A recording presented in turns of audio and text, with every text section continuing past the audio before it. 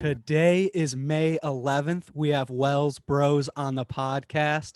Decky, bring back the mullet. How are you? We're doing great, Andy Buckets. Having a freaking blast. But yeah, we have Wells Bros, one of the coolest names to exist on this earth. Local Minnetonka legend and a absolute savant of Stoke. The guy was born on the water, lives on the water, operates all of his business and lifestyle on the water. You guys will pick up on his vibe. We actually recorded this podcast and he called into the podcast from a boat with a group of people, and it was just an electric hour. Yeah, we are very accustomed to any boating podcast, having done it with the float guys on Tonka and with Jim Boo on St. Croix. And I think the coolest moment of this podcast, get to the end, we bring up Bocella, and he's sitting on a boat with a crowd of 8 or 9 people. Epic moment. But for all you listeners, enjoy the ride. Wells Bros is one cool cat.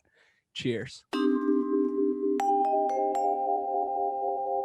Today on the podcast, we have Wells Bros on a boat coming at us on the water. How you doing today, Wells? Doing swell, man. Just, here on the sweet water, Lake Minnetonka. Dude, I was just about to ask what lake you're on, but it's so obvious that it's Lake Minnetonka.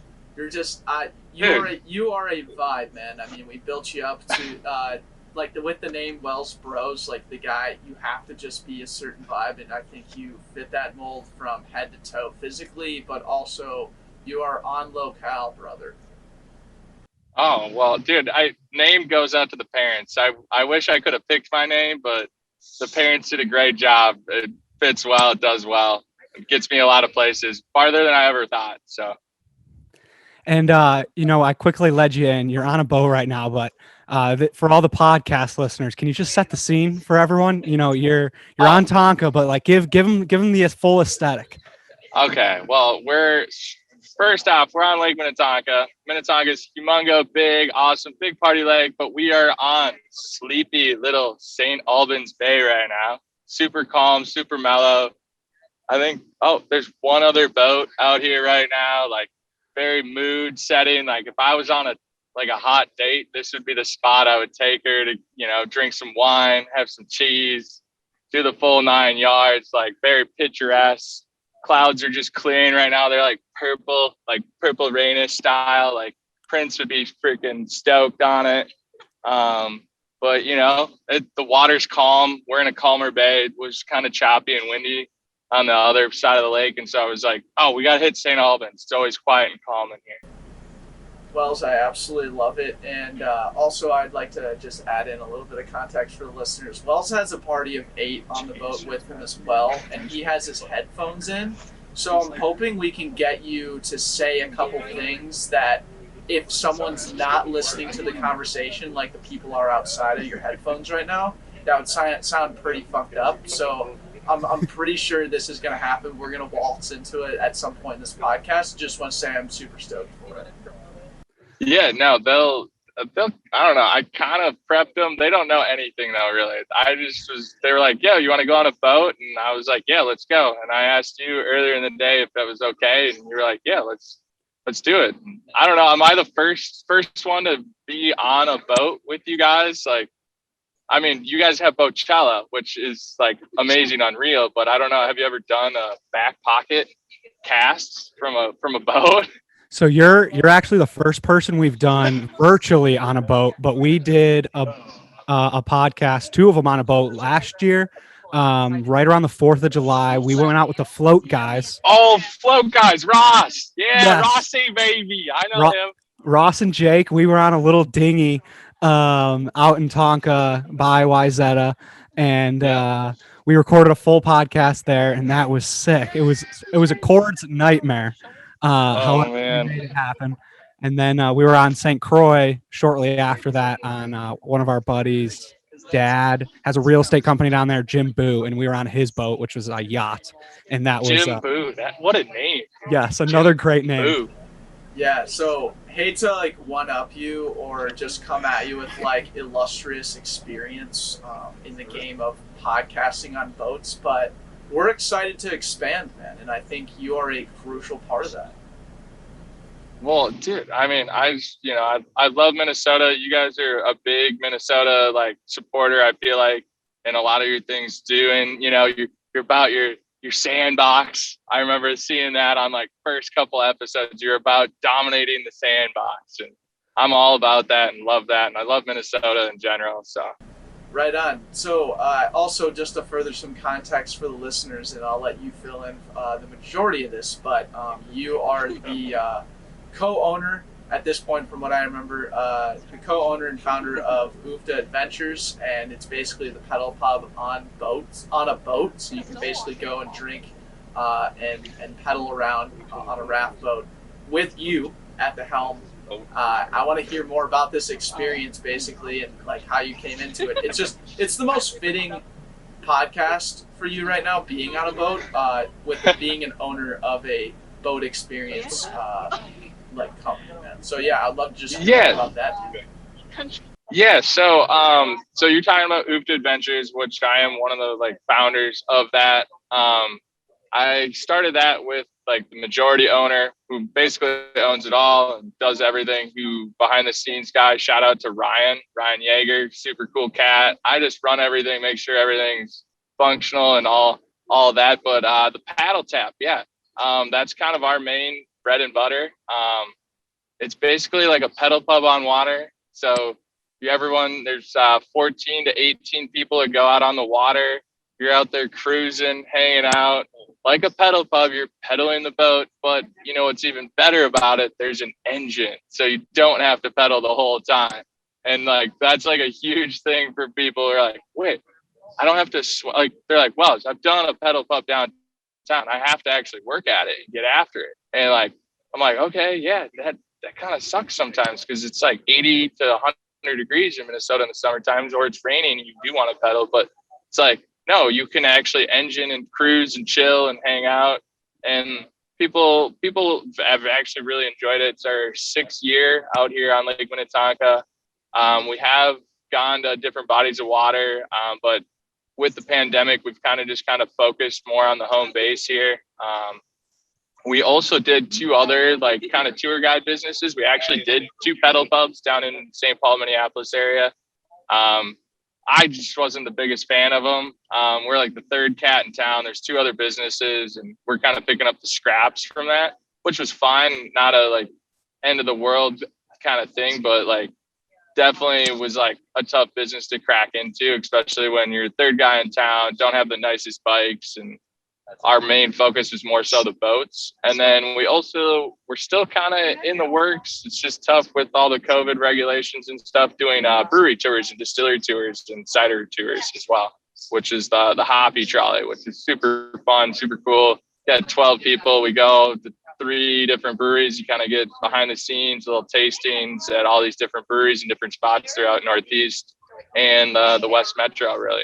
Throughout Minnesota, we've gone to handful. I think we've hit like 100 different cideries and breweries, all and distilleries, all combined. And I know for breweries, there's like 150 breweries in the state of Minnesota. But the bread and butter is the paddle tap. That's what we focus on and what we're doing this summer at least, and really trying to crush that out. And people love it. And we're this goofy green pontoon boat with a spinning wheel on the back that pushes the boat around with a little baby engine.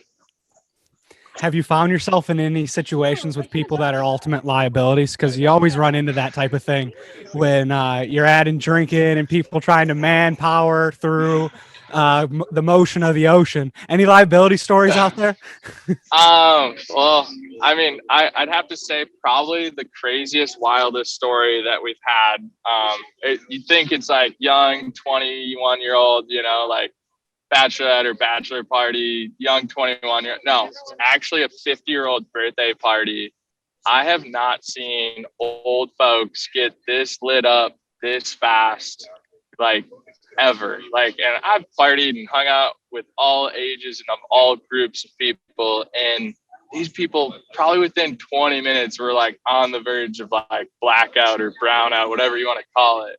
And we had like old ladies falling off the bike seats on the pedal stations, like tripping over themselves. And like, I ended up like, we didn't end the tour early, but we ended up like kind of somewhat early, and we got back to the dock, and someone literally walked off the boat, off the dock, and like was in the water, which wasn't like a bad situation by any means because it's shallow where we park and stuff, but like it was like, holy cow, what is going on? And we had a couple pukers after we ended the tour, and like they're all older, and so I was like, yo, I gotta call you guys all Ubers right now, like I gotta help you guys out. And they're like, what's an Uber?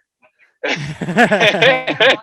then like it was so crazy because I was like, oh man, you guys are old. They're like, wait, an Uber is like a taxi, right? And we're like, yeah, I got you guys. The wildest, craziest party on the paddle tap has been a 50-year-old birthday party. And there's been a lot of close other people that have tried to compete, but still that 50-year-old birthday party is still one of the wildest, craziest times I've ever had out there. That's insane, dude. I think it goes without saying that the 50-year-old demographic is probably the most dangerous blackout group that exists in this world. And I think you hit it right on the head with this lack of technological awareness and savviness. Sober. And then when you activate this idea that they have nothing to lose and they can just drink all the time, them having any technological awareness when they're drunk makes no sense to them whatsoever. So first of all, I just want to say you kind of have the local Minnetonka Medal of Honor. I think it would be fair for us to award you that for your services to those people. Thank you. I appreciate that. I've been a lake cat, lake bum for probably my whole entire life. Born and raised out here on the water.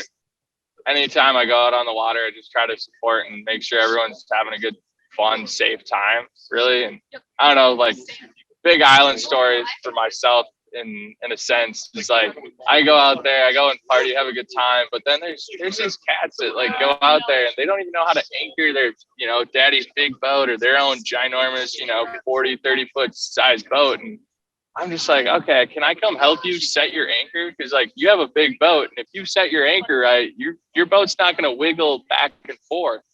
Can I help you? And most people are pretty friendly, and I don't know. I just help a lot of people just even anchor their boats or tie stuff up and tie up right. Because you'd be surprised of like the lack of knowledge between people and boats and driving it. Like, because money can buy anything with any boats, but doesn't give you any knowledge or skills on how to drive the thing. Right. Yeah, you're a real man of the people when it comes to boats and Minnetonka. I think it's just you're a real serviceman, and I think as a podcast and as a community, we need to thank you for our services and fishing here, Wells. Well, thank you. I don't know if you guys know this. My first like venture that I ever really broke off and started actually was a non-profit actually for breast cancer. Are you guys familiar at all? Well, okay. But not your specific. Not my specific. It was called Tonka Tatas. Actually, we're gonna try to bring a resurgence back here in the next like couple of years. It's Tonka Tatas. You should check it out. I think we still got a Facebook and an Instagram, but it was a nonprofit, just basically helping up set like emergency funds for women that had breast cancer, and like so they had money to go buy groceries, like water, gas, was able to pay bills and whatnot. So like that was my first like little adventure that I started doing. So what were the fundraising aspects for that? How'd you incorporate Tonka Tatas across the town?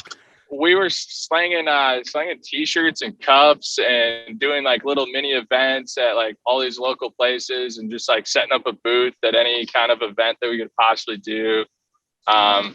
We did quite a few. The last one was probably like 4 years ago. I sponsored an event for my friend's mom that had breast cancer, and basically just helped them set up basically a fundraiser. And how can I help raise you money and get people involved, and where can I like use some of the skills that I've learned from that? And that was the last event I did. I think it was like 4 years ago now, but it was a blast. I still like being involved in the community, and I still have people that are like, wow, what's up, dude? Are you still doing Tonka Tatas? And I always feel sad because I'm like, I really haven't done much with it, and it was tough because I was a young, like, little whippersnapper. I think 18 or 19 when I started it, and like was all nonprofit and wasn't making any money doing it. And I was like, it's kind of tough when you're that age. Like, you got to have some type of income, and the older you get, you have to have something to kind of live off of. And that was like my 100%.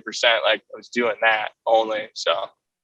Right on, man. I'm curious, dude. Where does the idea of the art of the give back come from? I mean, you brought up a couple instances already: Tonka Tatas, tying up other people's boats, calling the 50-year-olds Ubers at the end of the day. Where does this give back mentality come from?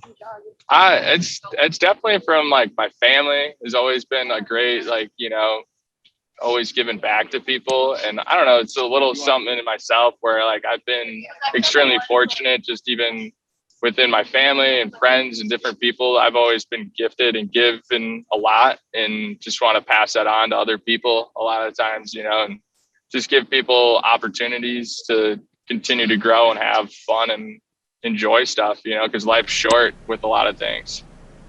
Yeah, no, I love that perspective, and it's it's not always easy too, because people always, there's this aspect of Andrew and I like to call it the reciprocal altruism. You give, and eventually something will come back in return from someone else, or just from the world giving back to you in some sort of way.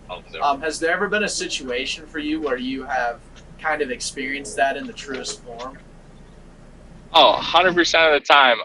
Tonka, Lake Minnetonka is the prime example. Like, Tonka could give you everything. It's like this little gold nugget for me that I've been able to use and make and do so much with. But like, Minnetonka can just take it all away from you too at any given time. Like having a blast, amazing time. It's just like a simple example. You're having a blast, you're vibing, you're meeting all these people, and you're running even a business, and then boom, you drop your phone in the lake. Your boat starts to sink. You start having all these crazy things. The weather goes bad and all this other jazz. And like, literally the lake could just take it all away from you at any time. And that's where I like think in that sense where you give all these times, but then you could also get it all taken away, at any given second. You keep bringing up the lake and what the lake has brought you. I gotta ask at this point: would you leave the lake? What would have to happen to take you away from the lake life? I'm kind of a lifer, at least in the summertime. The wintertime, I love ice fishing, I love snowmobiling and whatnot. But like, I'm definitely a lifer for everything. And I mean, I don't know.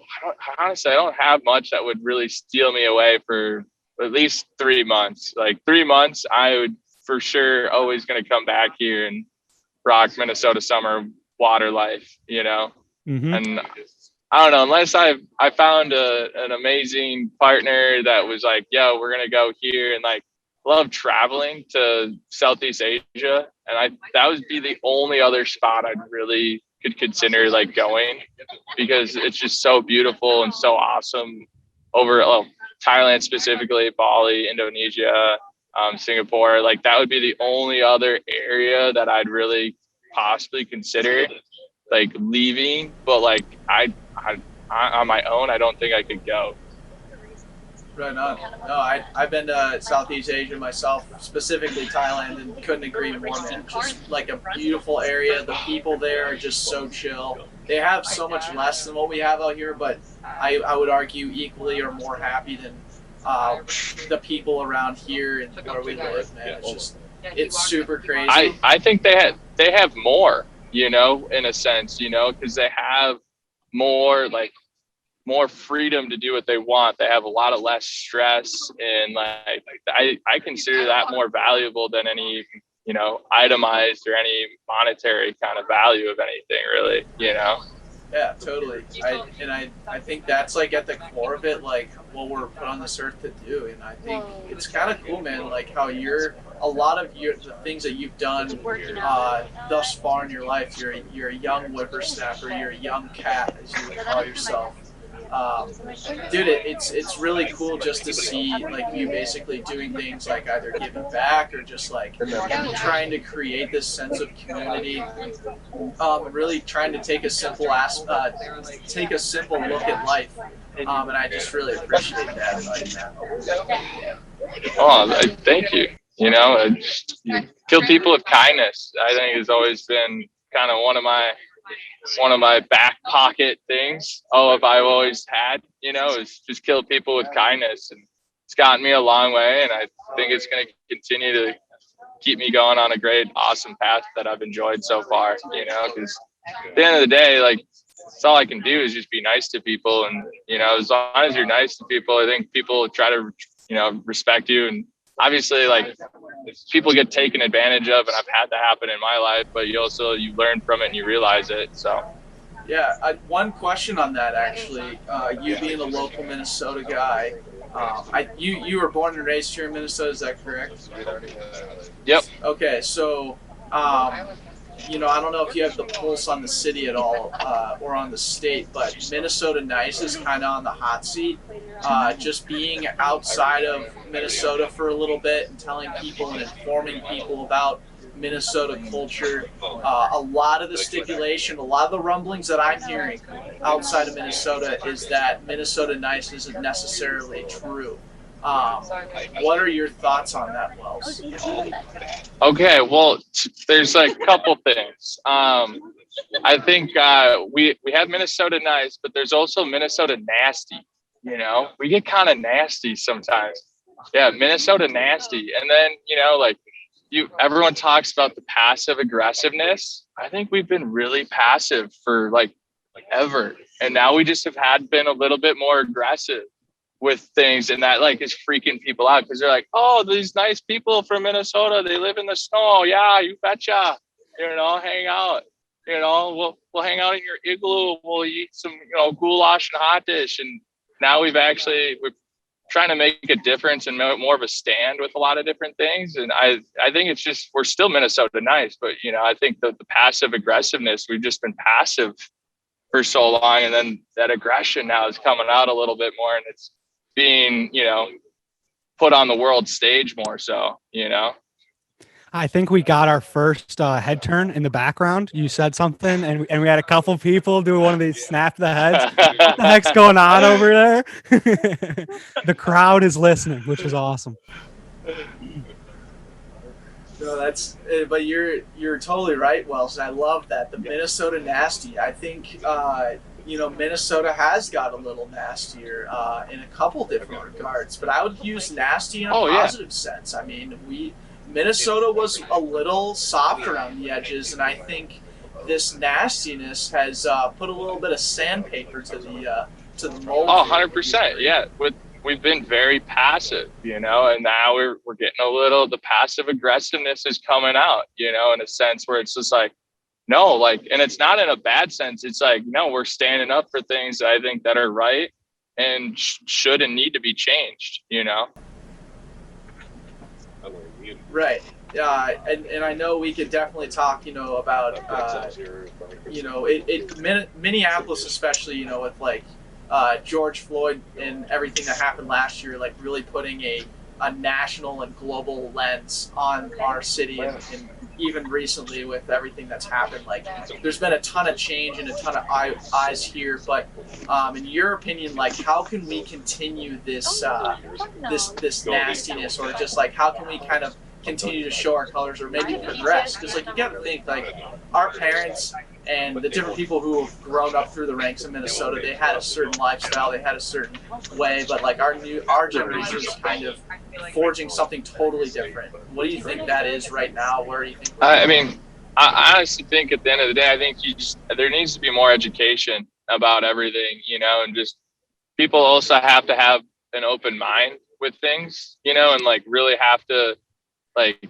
see all sides of it as well and be able to make their own opinion. Because this is just my thoughts and feelings with the media, is they just try to make such like a big deal about anything and everything, which sometimes it's good, but it's also like, okay, like I just, you know, I fell rollerblading, well, scraped his butt, now it's the biggest thing on the news, whatever. They make a huge deal out of it. And I think people really should be able to make their own decisions from, you know, different media outlets and be able to look and have an understanding of maybe a full picture, and then be able to, you know, instead of jumping to conclusions more so, instead of like literally just looking at one source of, you know, information and be like, oh, that's the truth. That's what happened. This is what's going on, you know? I think, and that's in general, I think for everything, but, you know, and Minnesota in itself, I think just more education, you know? Yeah, no, cheers to that. I think there's a ton of great outlets already. I mean, we are starting to work with and have been working with over the last year a company called Marnita's Table. Anyone that's curious and wants to get educated more of people of color and understand the whole dynamic between that and what's happening in Minneapolis, check out Marnita's Table. And you know, they're going through a ton of challenges, and it's our job to listen. And kind of inside this perspective, but more into your own life, Wells, I'm curious if there's any like something, is there something that happened in your life that's been a unique challenge that changed perspective for you, that pushed you into a new direction, an instance that you experienced that was a true challenge that you could share with us? True challenge that I've had. And this could be growing up. This could be with UffDa Adventures. This could be what's happening in your life right now. You could take it in so many different ways.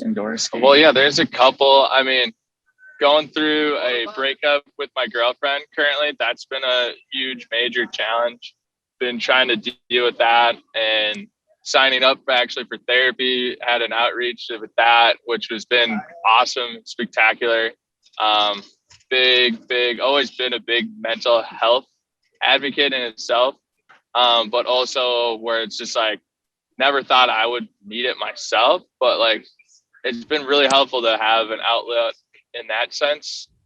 And then I was actually getting my 100-ton captain's license and going back to kind of like school in a sense, and doing classwork and schoolwork, which is fun and awesome. But like then going back into the test and then like failing a test and like realizing like, oh man, like I went and took this test and I failed it. And like that feeling like from like high school, college vibe where it's like I failed something, and all right, like taking on like being okay with being like having failure in your life, and what can you do from that in a sense beyond it, you know, and like being okay with failure, and okay, what am I going to do now though, you know, and being able to continue to keep on going on, you know, with it. So yeah. Those are two challenges, you know, being okay with failure in a sense, and being obviously overcome, but like that initial sense and feeling that, okay, I failed at something, like test an example, or a relationship I failed at, and trying to figure out, okay, like what can I do to be better? What can I better myself with? And what can I do? What have I failed at? Okay, this is what I can do better to continue to better myself. And so this doesn't happen in this continued relationship or the next one, you know, or even in school. Okay, what can I do to continue to do a better job at this? What do I need to study more? What do I need to focus more on? Hey man, I really appreciate you sharing that, especially the aspect of therapy. I'm going through it as well. I absolutely love what I can accomplish in an hour just spent on my own mental health, and like diving deeper into different like anxiety perspectives that I'm building that might not be true, that might be true, and I haven't truly like looked at it thoroughly, being an entrepreneur, going through different shit all the time. So I thank you for sharing that. I don't think enough dudes are recognizing how dope therapy is and how much like you can fucking dive deep on yourself and grow from it. Dude, it's wild. Like I mean, this is like not normal therapy, because I go and sit and talk to someone when my parents got a divorce. This is like an online, like kind of like a course, like counseling therapy kind of thing. And it's really cool. I really enjoy it. But yeah, dude, no, it's, you know, a lot of times as a guy, you hold in all those feelings. You don't let anything out, you know, you kind of let it simmer and build it up. I'm such a happy-go-lucky kind of person. And so like if there is bad stuff or negative stuff, I sweep it underneath the rug, you know, and like forget about it and keep going on, you know, which is maybe not the best thing to do a lot of the time. Is, well, no, you should probably handle these things, you know, and like, let's meet those head on and be a leader in a conversation instead of being like, let someone else talk about it and bring it to you, you know? Yeah, we were talking about on other podcasts, this idea of like point A how they always say like, oh, you're trying to get from point A to point B, and that can be applied to many things and problem solving in life and whatever. But there's also like this point C where you kind of reflect on what you did from point A to point B, and also like be able to guide yourself or figure out what the next point A is going to be. And I think that's kind of what therapy is. And again, like both you and Andrew are saying, like just being able to be okay with that and like and be open to it, know that it's like therapy is a dope ass thing. Like all dudes need to spend more time in therapy and in that point C mentality. Dudes get a bad rap for masculinity. Yeah, no, 100%. And like what I've been focusing on within my therapy is not focusing on an outcome, is just focus on the process.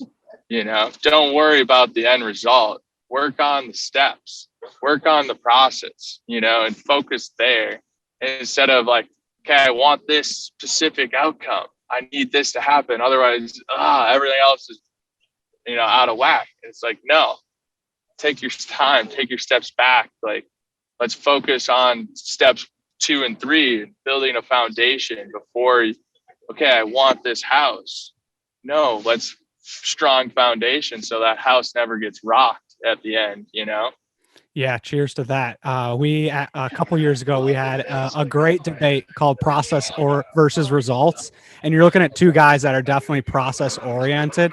We could care less about the outcome. Like the outcome is going to be awesome regardless, because we have so much fun, like going through whatever it is to make the thing happen. We talked about Bochella earlier. Like Declan and I have more fun the day after Bochella and planning the next one for the next 364 days than the actual event itself, because there's just so much shit that goes into it that no one else sees, but we have a ton of fun doing it. And I can imagine the same thing with, you know, it's different things with UffDa and different things, even going back to your charity with Tonka Tatas, like shit like that. Like there's so much stuff behind the scenes that the process is so much more impactful internally, and then the actual result is the external gratification. Yeah, no, you have those champagne moments of when it happens, you know, and it works out smoothly and it's great, but also like you enjoy that grind sometimes of going through it. And like, you know, like I have like I only work really hard like 4 or 5 months out of the year, and then the rest of the year I'm just kind of hanging out and relaxing. I'm really just trying to figure out what do I do with the rest of my time in that sense. But like you're planning, you're preparing for this whole little 4 months of summer in Minnesota that happens, you know, and so like that little thought process and then going through it all right now, like, okay, we're getting ready, season started, like, okay, what do we do? Okay, this is going to happen. Okay, what happens, this and this, and just focusing on those small little things and details is just makes it even more fun. Right. No, totally. I agree. There's another thing I just realized. So, you know, you're a lake guy. You're a water guy. You know, born on the water, pretty much.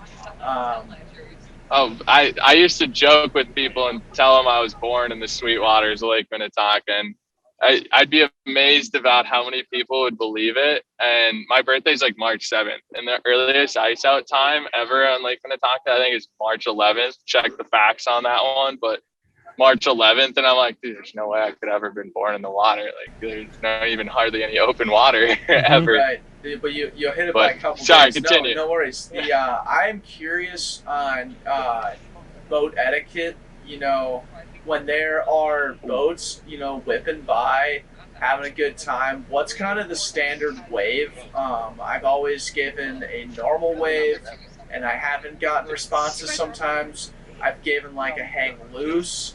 That's done well. I get a pretty good response there. But Wells, I kind of want to know, like, what's your kind of preferred method of nonverbal communication with other boats on the lake? Oh, okay, so there's multiple different like vibes and waves you can go, and it's all kind of based on your personal mood, I think, and not the other boaters. Me as a captain, I just give, you know, driving around on the paddle tap if I'm out on that thing, or captaining another boat, I give the classic, you know, just, hey, you know, everyone else is, you know, super wasted. I know, I'm sorry. Hi, you know, If I am a passenger, which I am a passenger of a lot of different boats, you know, you can give a lot of different waves. You can give a lot of different waves. I'm more of a, you know, the loose wrist kind of guy. You could also, like, if you're a little bit more buzzed up or really feeling yourself, you can do the double, you know, like kind of wave. You know, if you're feeling like the cool guy and, you know, you got your shades on and you're chilling and you're just like trying to be like, yo, what's up? You know, you give the shaka. It's all based on the mood. Sometimes obviously, like, you could be, I think it depends on the boat you're in too. I think plays a factor. You could be in like a little fishing boat, like a little aluminum fishing boat, and like I feel like people wave at you so much more because your boat's so little. And then you could be in like a brand new surf boat and they could just like be like, I hate all surf boats, and they're just not going to wave at you in general. And so there's some hate on surf boats right now, which we're trying to change that whole vibe and interest in. The Midwest, like, wake surfing boat association, I think is what they're called. But I just went to one of their meetings. Super cool guys that run it. They're just trying to give more information out there for like wake surfing and boating etiquette, because I think just with the pandemic and people buying boats up all across the board, like, there needs to be more boat training and more people need to learn how to drive a boat or just learn some more etiquette, you know, etiquette. Like, you waving, I think everybody should wave, you know? Oh, you know, like, hey, what's up, man? You know, you're going through a narrow little channel and like you're just waving, having a good time. Everyone should at least wave. Right. And being on the surf boats, dude, like, they can be super dangerous from other people that aren't driving right. And like, I'm not a like, I'm always the passenger. Every boat I've been on, I'm a passenger. I'm not a driver. But I recognize all the times where the driver is like, shit, that was dangerous. Why did they just go through that or something like that? Can you walk me through one of the more dangerous situations when like you're manning a wake surf boat and someone is doing some stupid shit around it? Oh, no, definitely with just even having, like, obviously I grew up on the water, so I've seen a lot of different situations. But a lot of incidences happen is when, you know, you're wake surfing, your boat's fully, you know, tipped up like this, you're at over, you know, 45 over. You can't really see over the bow of your boat, you know, and you're watching the guy behind you a lot of times. I've seen boats get, you know, so vertical that they can't even see in front of them.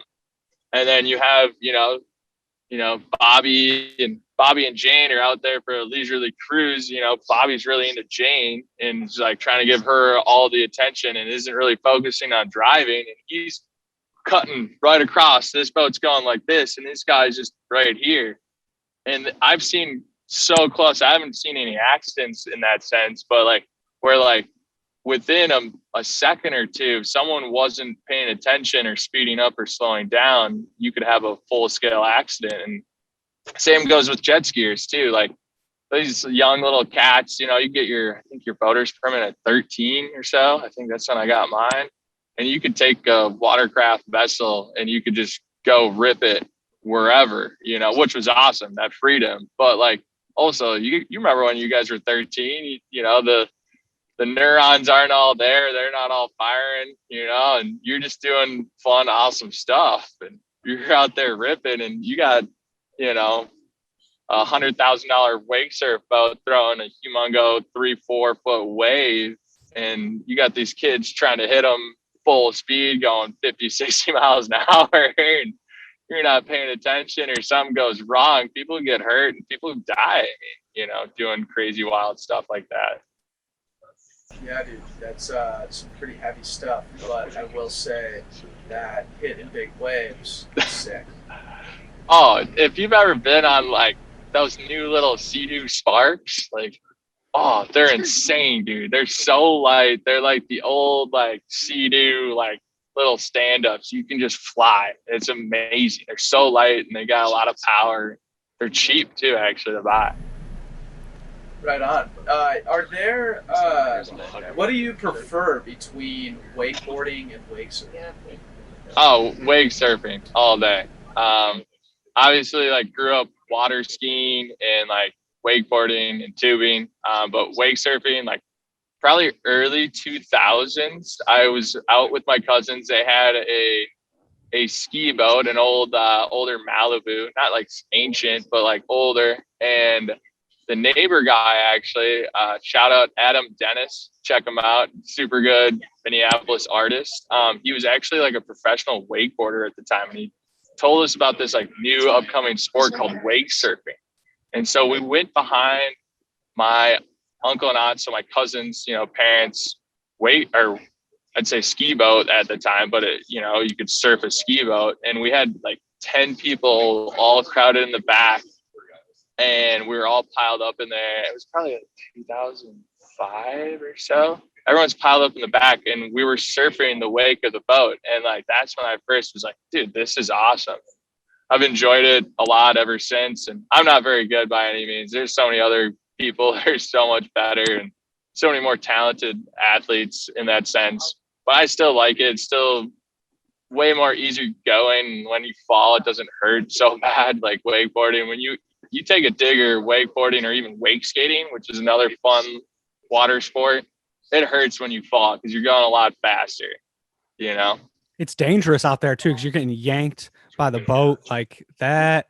I've seen some nasty falls, and I'm sitting on the boat. I'm like, that is a head injury. Like, I played football.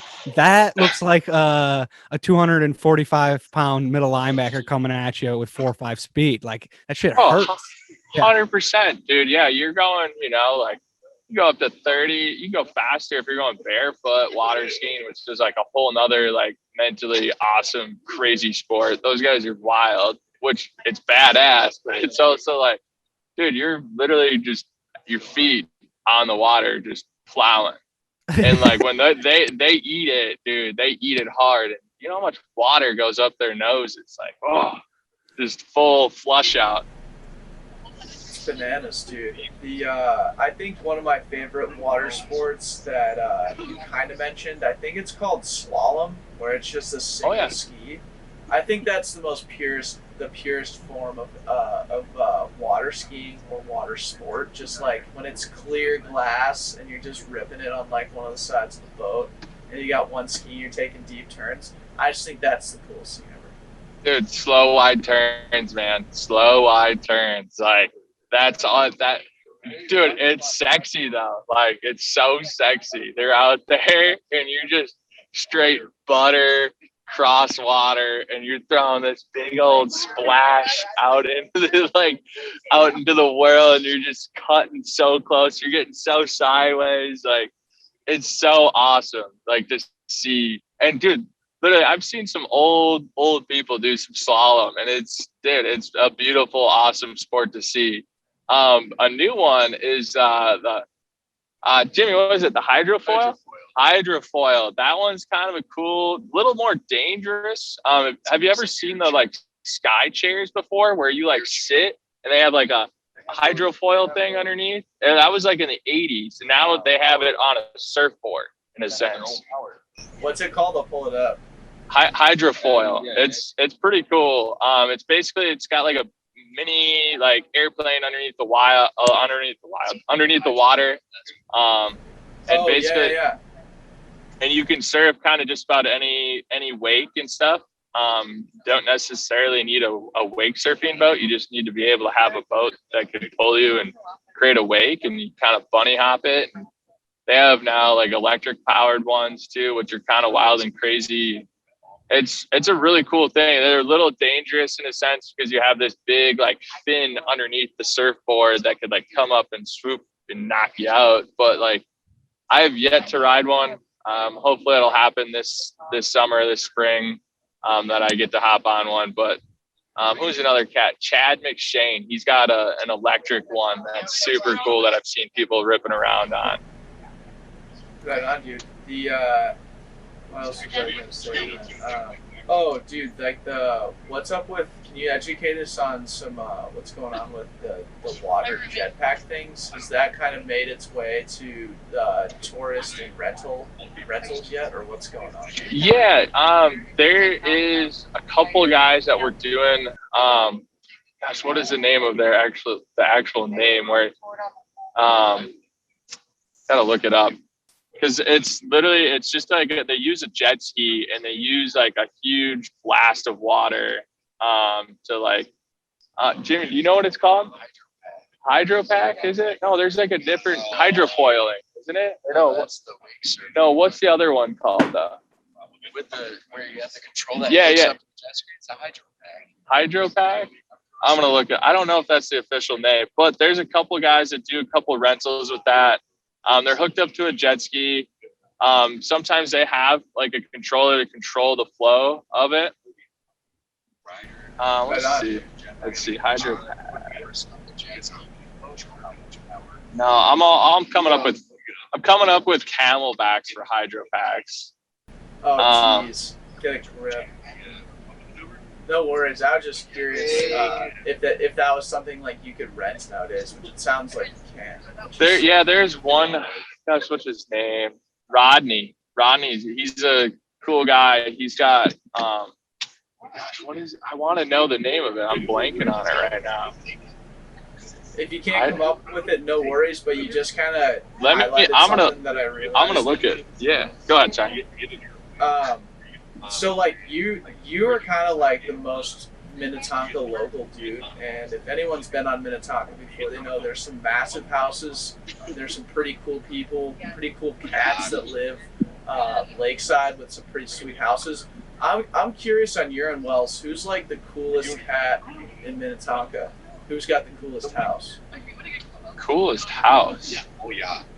Like I've heard rumors of the guy who owns Snap Fitness, Peter Taunton or whatever. He's the guy who has like the big parties in his backyard. It's a rival of Botel every year, but didn't he have like Zach Brown Band or something in his backyard? Yeah, he had Tim McGraw actually. The Tauntons, they good family, great family actually. No, Max and Sonny and Bo. They actually just lost Bo recently actually, so RIP to him. But they have an awesome outdoor setup for sure, and they had probably the biggest event that I've been to on the water, and it was awesome. What is it? The Tim McGraw. It was Field of what was it called? Field of Honor.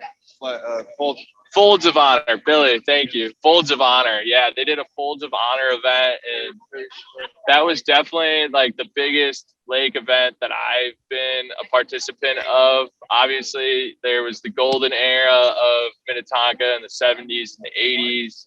You had Rick Bourne flying out the Eagles and having huge concerts. You had the Sun God parties back in the 70s that my dad would speak of, where they would like have crazy, just like multi-day ragers out on the water.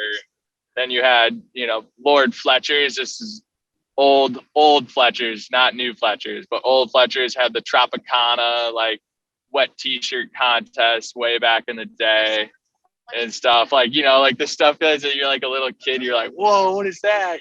Kind of thing. But yeah, coolest houses. They definitely have one of the coolest outside setups. Biggest house, I think he's either got to go to Marty Davis or Andy Warford, who's over in Wayzata. Coolest inside though. There's a lot of. I'm not a big house guy. I like a lot of smaller, cute little houses, more character on them. So that's a tough one. Yeah. I was just curious if you had some like unknown guy or person on Minnetonka that like he's kind of like a local legend beside yourself. Like, is there someone that not a lot of people know about that you can maybe highlight for us? Oh, there's an old cat that he's super fun, awesome guy. Dave Stepanek, actually, another lake guy. Grew up on the lake. He's a wealth management or financial investment. Dave Stepanek, super cool lake guy. His mom still's got a place out here on the water, but he basically lives and breathes the water. Like literally loves being on the water. I met him actually through actually gassing up him and his buddy on these stand-up jet skis, and like he's just this crazy awesome water guy. Loves being on the lake, basically. Big lake guy. What's I think he's down in Florida right now. He's like, I'm not coming back to Minnesota until it's warm. Yeah, so it's really because you're out there on one of the earlier days of the year. Yeah. Are you driving the boat right now back to the station? While I think we're going back to Maynard's right now. Actually, we got to drop off some people. And you're not driving, but someone. No. I could probably podcast and drive, but safety first. God, that's amazing. Hey, real quick, Wells. Yeah. For the people that may be leaving us on this boat, I think we gotta take advantage of seeing if they want to go to Coachella. So if you could just kind of announce to the crowd behind you real quick if they want to go to a Coachella themed boat party this summer. All right. Hey guys, question. Do you guys want to go on a Coachella themed boat party event? Yeah. Oh, they already all know about it. They already know about it. They were just talking about it, guys. All yeah, right. These are these guys. Yeah, that's just now. July 24th. Yeah. You guys already buy your tickets? My birthday. No way, really? Okay, well, yeah, dude, they're already down. All right, sweet. We got another. Can we tie up? We got another possible boat that maybe wants to sync up. I don't know. Make sure you relay to Billy that we can celebrate his birthday accordingly on the boat. Yes, Billy. It is Billy's birthday. Billy, we can celebrate your birthday. Oh yeah. All right. He wants like an underscore with Bochella _, Billy's birthday. Is that okay? Would that fly? Yeah, we actually have like a big LED screen this year. If we could just get his last name, we could throw up a happy birthday, probably mid-set. It's usually just Billy Club. It's how everybody knows him. No one actually really knows his last name. Okay, we can work with that. It's just Billy Club. Billy Club. Yeah, Billy Club. No one actually knows. I'm one of the few lucky friends that actually knows his last name, but everyone knows him as Billy Club. So that's incredible. Well, that might have been the coolest Bochella. We're definitely gonna clip that out and post that everywhere. That's the coolest Bochella little clip. You turning around and everyone already knowing the event. That rocks. I know we only probably got a shoot, probably 10-ish, maybe less minutes because you're wrapping up here on the boat. So I'll hit you with some core questions before we come to a close here. Favorite one being an average quality.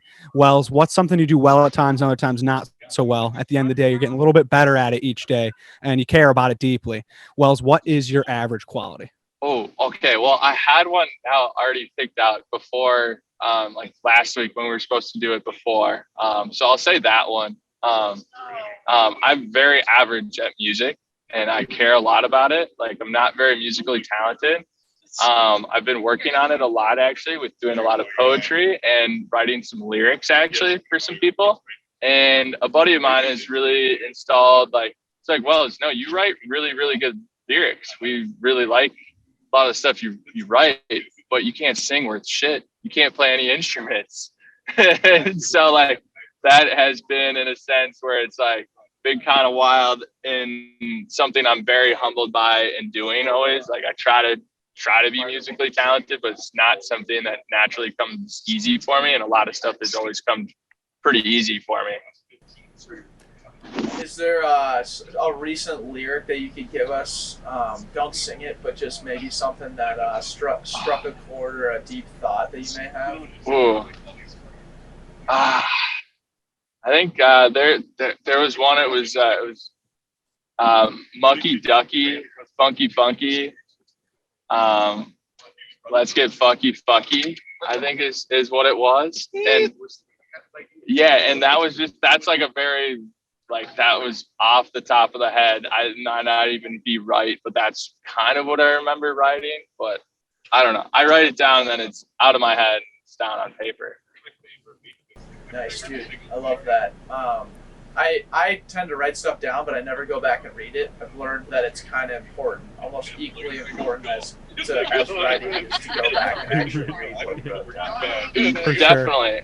No, that's definitely a huge thing that I've definitely learned. Just going back and reviewing a lot of stuff you write down. It's kind of cool actually to see maybe like, because I've been journaling or writing for a while and I write down a lot of thoughts, poems and whatnot. It's kind of cool to reflect on some of those moments and thoughts and feelings that you have. Right on, man. Well, going right off that though, with reflecting or more so just of what you've always had, is what's in your back pocket. So I know you alluded to something earlier, but when pressure becomes stress and anxiety's rising, you're in a tough situation. What do you hold wells in your back pocket to kind of come out on top? Oh, dude, the kill them with kindness, baby. Constantly kill them with kindness, you know, because obviously at the end of the day, you're gonna look at yourself and what you do. And if you're not nice to people, like that's all you can do. If you're a jerk to people, I feel like they're gonna reflect that back to you. And if you're nice to people, you know, you're able to somewhat hopefully get that back in return, you know. And I think just killing people with kindness, you know, just being nice can really save you and get you out of a lot of things. I mean, example, I was on the light rail, actually about to get on a flight, and was approached by a group, a handful of people, and was with my gal at the time. We were about to hop on a flight, and I ended up just saying, "Hey, what's up?" And they like had surrounded us, and she felt really uncomfortable and kind of weirded out by the whole situation. It was kind of wild. And I just ended up talking to the guys, and super nice guy wanted to buy his music. And I was like, dude, nah, I'll check it out on SoundCloud or whatever. And he's trying to sell me some other stuff. And I was like, nah, dude, I'm about to get on a flight. I can't buy anything from you, you know? And we get off the light rail, and my girl at the time, she's just like, dude, those guys are about to rob us. Like, and I was like, what?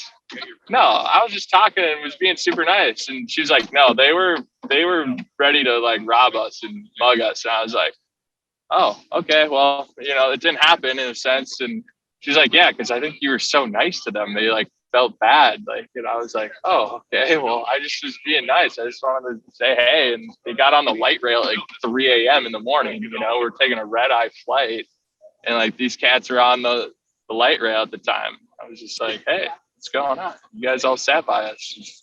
What's up? Yeah.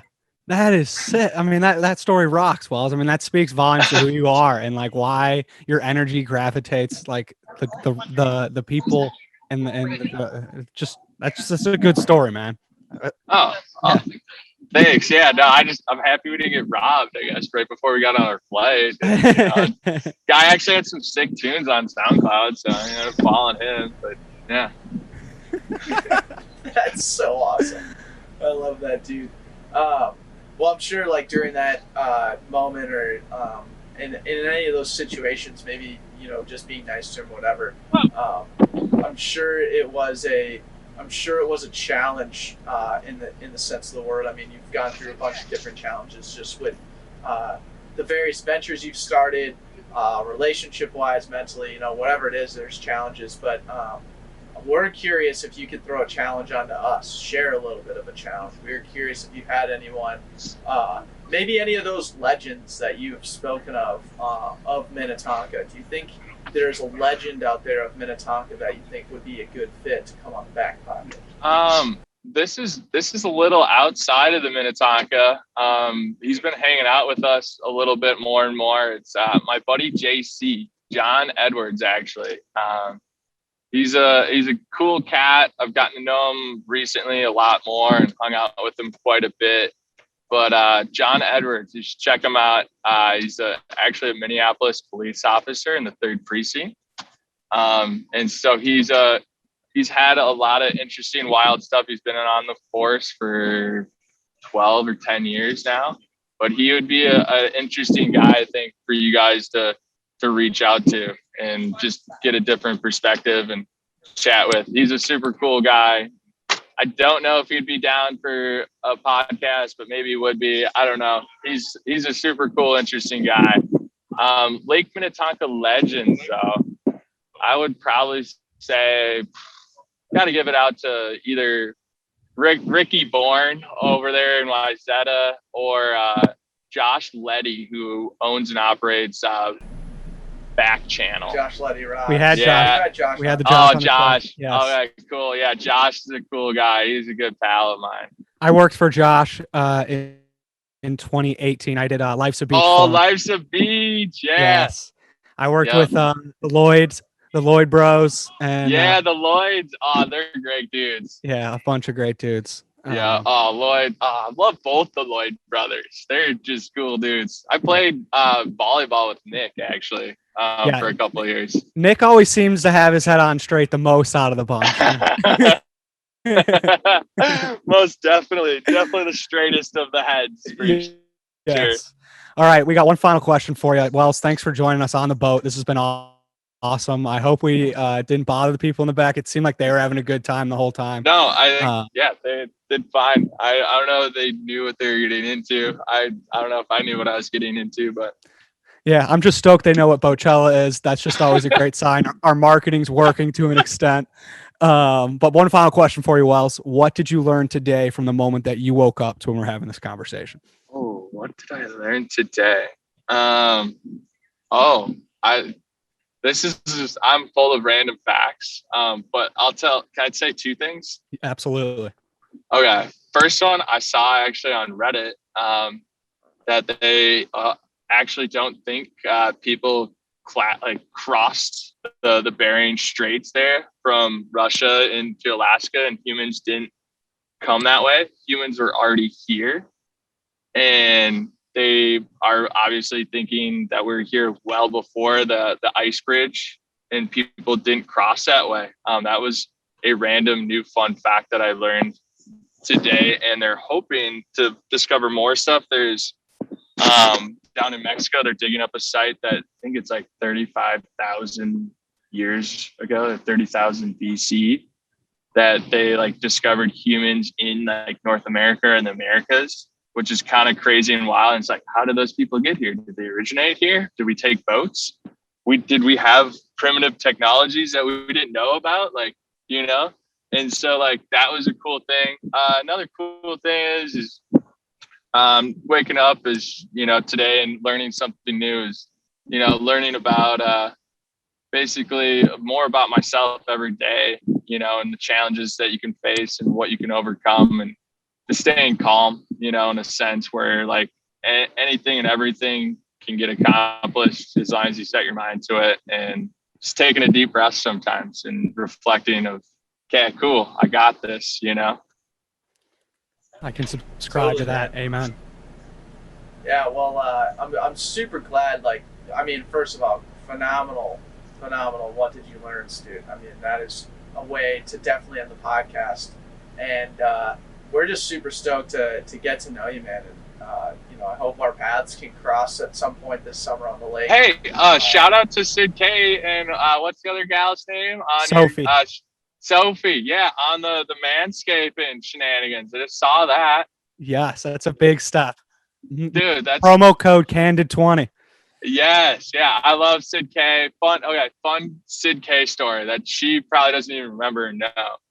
So we're out here on the lake, obviously. I was working in a marina at the time, and I had ripped one of our rental jet skis out, and they're tied up at a boat, and these two just young, cute little things are out on her friend Angela Peterson and her. And one of this other girls on the boat was like, dude, that girl right over there, she wants to hook up with you, Alice. And I was like, oh, cool, sweet. Okay, I'm gonna go see if she wants to go for a jet ski ride. And it was Sid K and her friend. And I thought it was Sid K that wanted to hook up or hang out with me more so. And it was actually her other friend, Angela Peterson, who's super cool, great gal. But that was my first initial interaction with Sid K, was ripping on a jet ski, was hey, do you want to go for a jet ski ride? And we ripped around, had a blast on the jet ski, and stayed in contact. And ended up finding out it wasn't her that wanted to like hang out with me. It was your friend, you know, and like yeah, I was like, oh, okay, cool, whatever. She's still cute too. Like, I'll hang out with either one of you. But like, it was like what? That was so. That's my little weird Sid K initial meeting story. But she's always been a cool pal of mine that I've randomly stayed in touch with throughout the years and whatnot. So that story's on another level. Wow, good share. Yeah, good well, share, good share. ask her about it. See if she even I will. remembers. Yes, that's a good share. Right on, dude. Well, Wells, you're a goddamn legend. It's a pleasure recording a podcast with you on a boat. What an opportunity. But like I said, man, let's link up this summer. Yeah, dude. We'll have you guys out on the tap. If not, we'll take you out on those sweet waters and get you guys out here, you know. I feel like, you know, everybody just needs more boat rides and everything will be better, you know. That's the solution. Hey, Wells, thanks so much for joining the Back Pocket. I appreciate it. And you guys have an awesome evening there. You guys are great campers. Thank you. Hey, thanks, brother. Have fun at Maynard's. That's Hey, a wrap. cheers. Yeah, that's where I'm at, Maynard. That's a wrap.